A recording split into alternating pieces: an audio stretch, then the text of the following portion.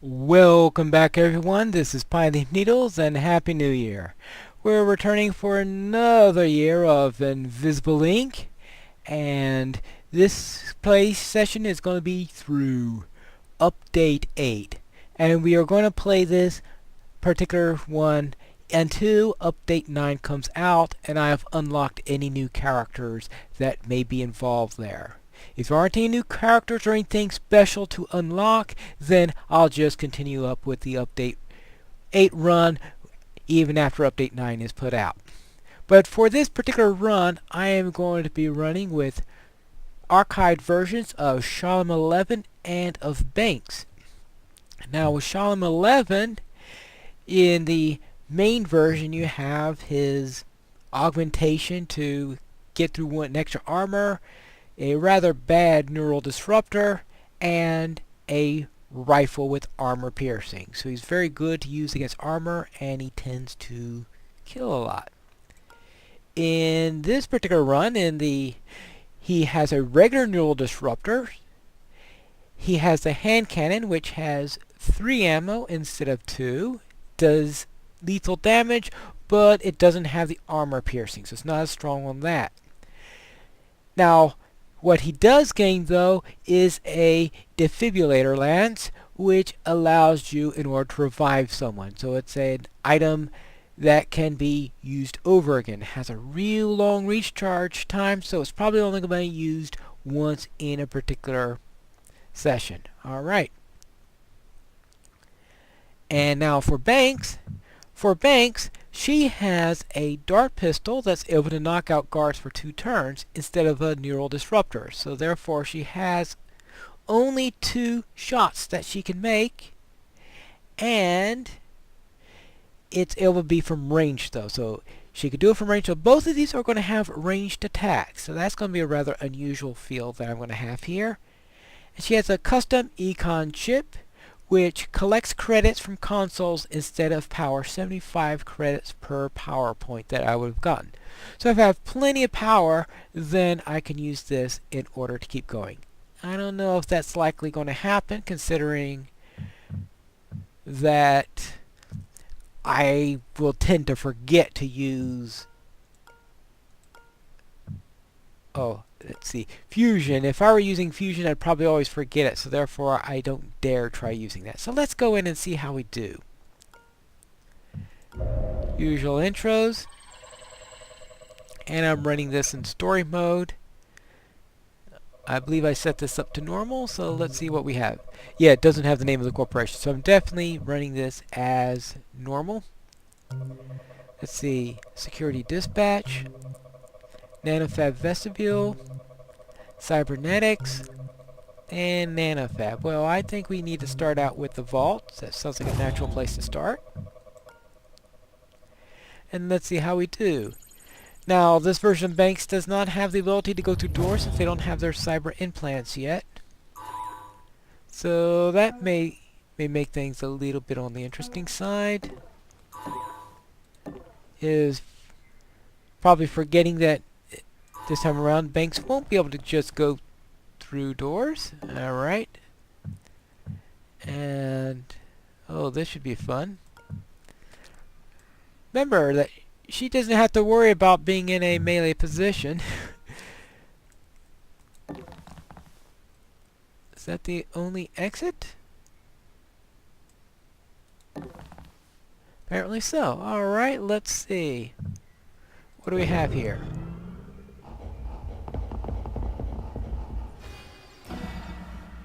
Right, power, yeah, reminder of power trip, that always comes up. Oh, fun. Yeah, okay, that's the patroller. Alright, what else is in this area? Alright, looks like the only thing I have to worry about is the...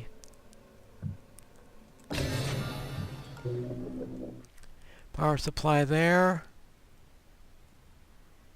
Now he's going through there, so therefore I should be able to...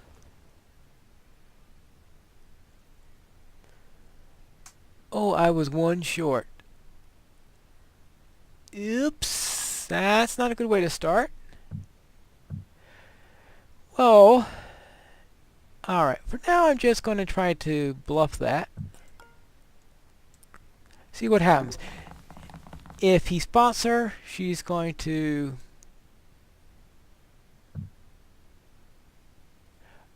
Oh, that's right, Shalem could kill that thing. If he spots her, then she'll just have to shoot him with the dart. Otherwise, we'll see what we do. Yeah, he doesn't notice her. Ah, blind guards. You gotta love them.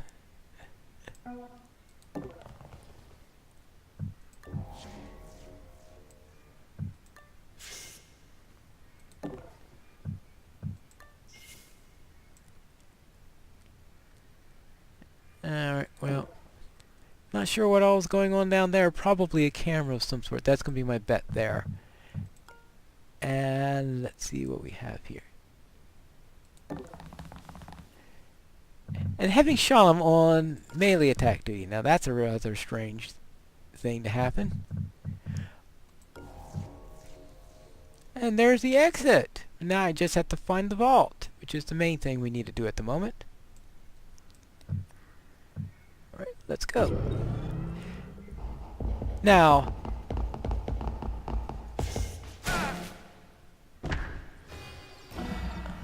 wait. So a guard goes around there, but just missed seeing Banks apparently.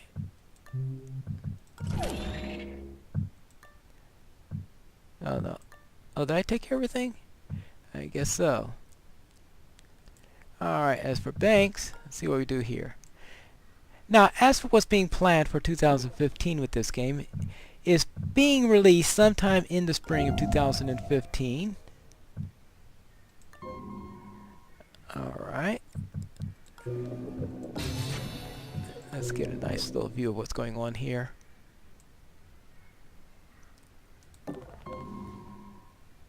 Ooh, a save! But the game will be released sometime in the spring of 2015. That's at least the latest plan that they've announced.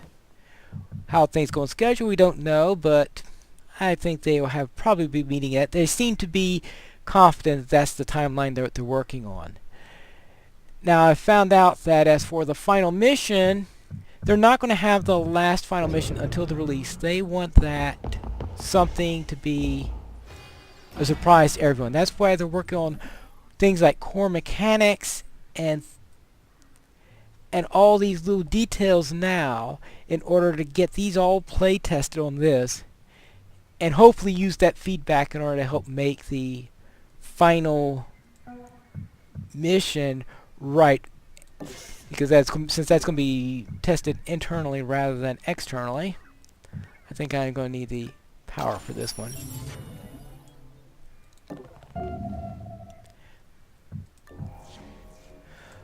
But they don't want to run to the usual problem that you sometimes have with a game that's in early access, where sometimes everybody knows how it's ending, everybody knows everything about the game before it's released, and then when it's actually released, everyone says, "What? Oh, what?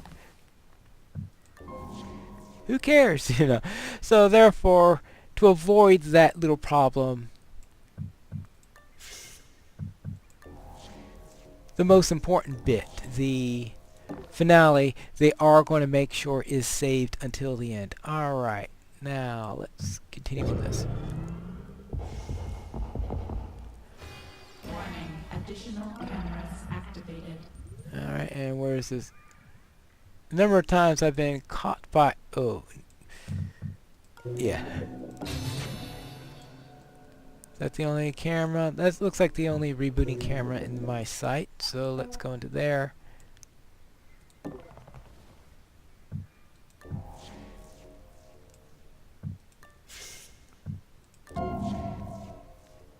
Oh, nano. Okay, a locked door. Now, with the main version of Banks, you don't have to worry about that. Oh, I just barely caught that.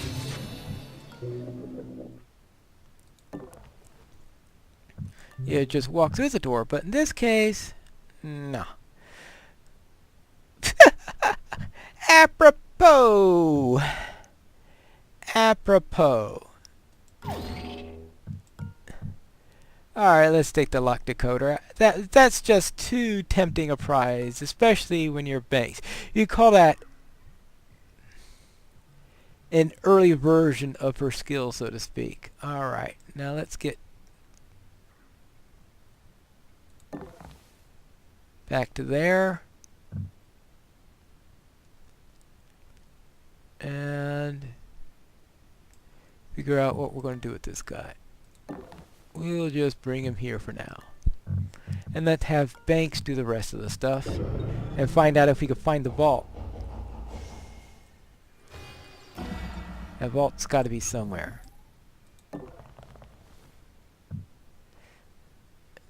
Actually, it probably wasn't a good idea to...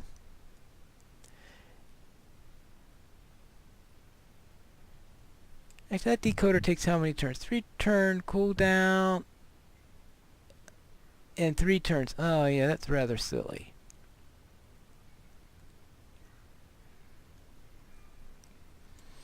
Oh well. It'll be an alternate route then that we could use. Alright, we'll set it there just in case. But for the moment, I'm going to try to go around. And see how that works.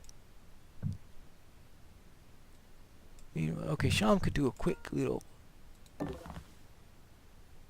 look-see there before going back in. Alright. The question is whether or not the vault is down in that direction, because that's where the main question is going to come up. We'll see which happens first. See, that's 1 turn. That'll be 2 turns. 3 turns is going to be there. Now I think of it, I think it will be.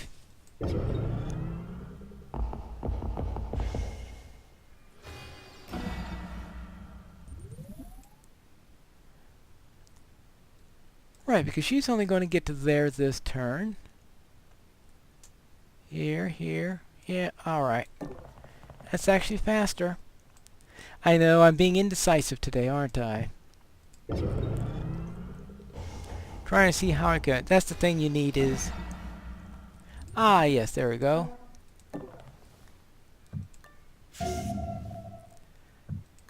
I think I found the vault. Fortunately, that's right next to there.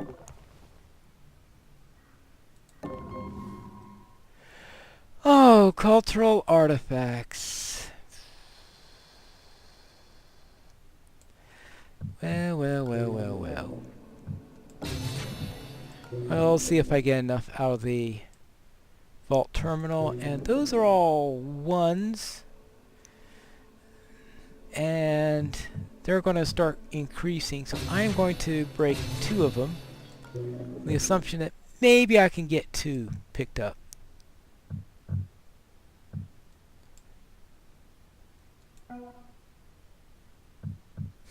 I forgot that he had a pass card. Well, we don't need the pass card now.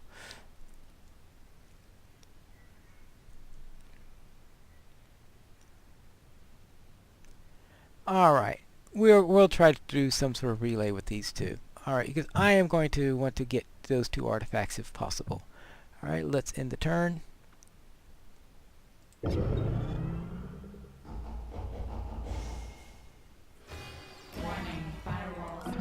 Yeah, firewalls are increased. Yeah, I know about that. Alright, so we'll get him. We'll drop him there. She will...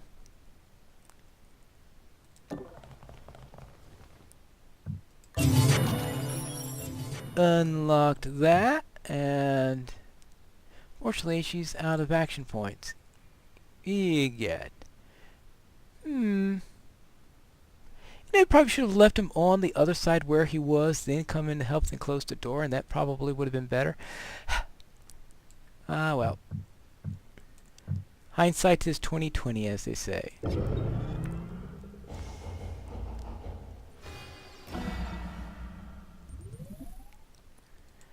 Alright, what does she have here? Oh, yes, that's right. We still need to go. 210! Alright, what do we have here? 370. Alright, we can get one cultural artifact. We cannot get the other. Let's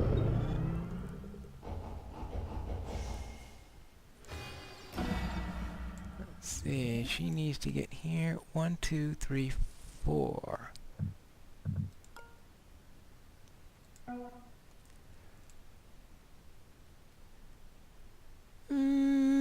Oh, that's right. No, she has to get there immediately.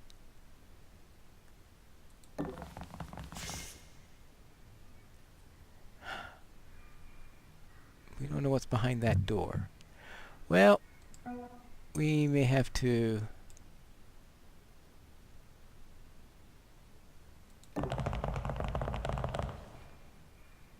Hopefully that didn't wake somebody up. Alright.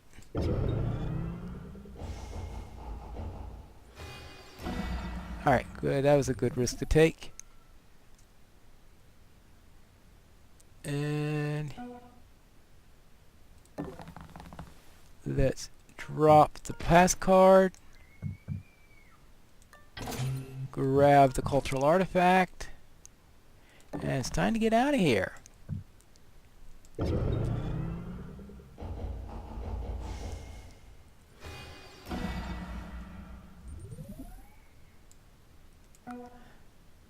Alright, probably not a perfect mission, but we managed to get what we wanted. We've got a couple of cultural artifacts. We've got it alive. What more can you ask for?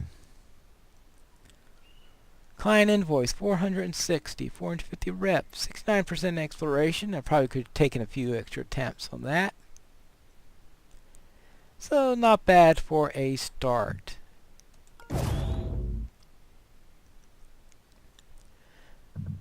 So next time we will try to see what we do in our next mission. Let's see, we have a choice between a cybernetics lab,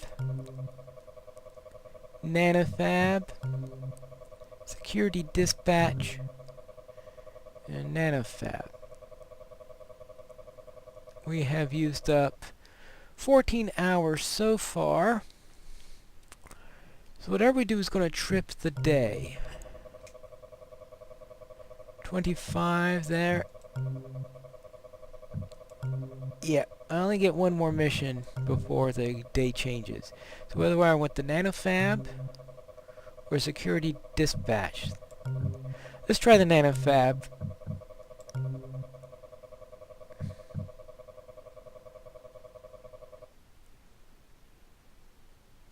Yeah, okay. Let's go to the nanofab vestibule, and that's where we'll go in our next episode of Pine Leaf Plays Invisible Ink.